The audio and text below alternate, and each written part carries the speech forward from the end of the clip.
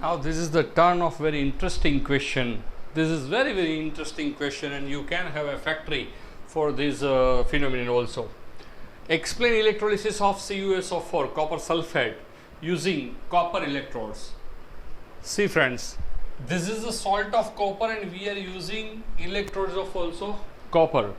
So this is anode, this is anode, it is of copper. This is cathode, this is thin, I have taken it is of very low weight. This is cathode and it is also of copper. What is the difference that I told you? That I tell you.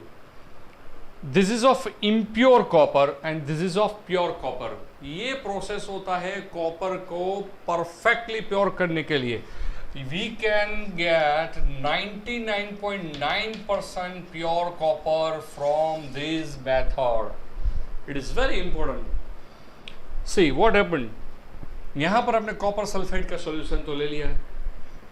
ये copper का oxidation होगा तो copper का conversion होगा Cu2+ में और ये गया सॉल्यूशन में. तो Cu में से Cu2+ हुआ और Cu2+ की मात्रा बढ़ गई. Concentration of Cu2+ is raised. Actually oxidation होना चाहिए इलेक्ट्रोलिसिस में SO4 का, but we know according to Baldev's rule it will not be oxidized in presence of water. यहां पर भी आपको रूल पता होना चाहिए. in presence of water does not oxidize. तो यहां पर ऑक्सीडेशन किसका हो गया?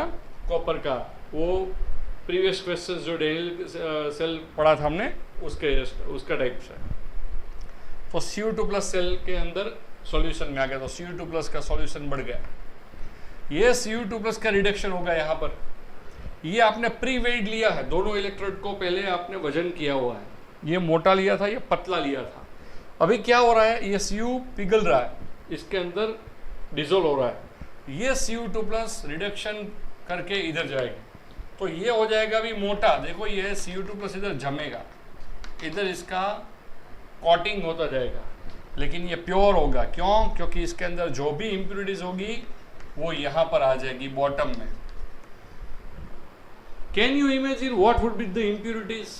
You will think that impurity means dust, mud.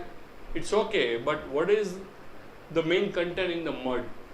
अगर आप ये जब जमीन में से निकालते हो, उसमें से वो सब आप प्रोसेस करते करते यहाँ पर आए हो, तो अभी इसके अंदर गोल्ड भी हो सकता है, प्लेटिनम भी हो सकता है.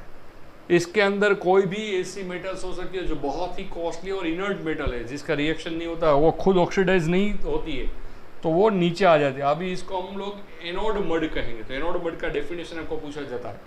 You have to write in the metallurgy of copper the inert metals like Au and Pt which do not experience oxidation and released from the anode are deposited at the bottom of the cell is known as anode mud. This definition is important for you. तो फिर से हम लोग सोचते हैं cathode copper खुद का है.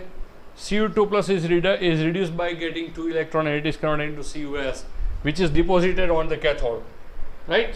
So now this is pure cathode. At the end of reaction this will be converted into this one, means anode will be converted into cathode. ये देख सकते हो आप.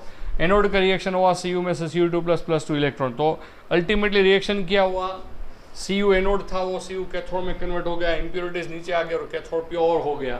सो this reaction is very important to purify the copper by electrolysis and we can get 99% और highly filtered, highly purified copper metal by this method. This is the very important method and we can study this question by using inert electrode also. We will see later on this one.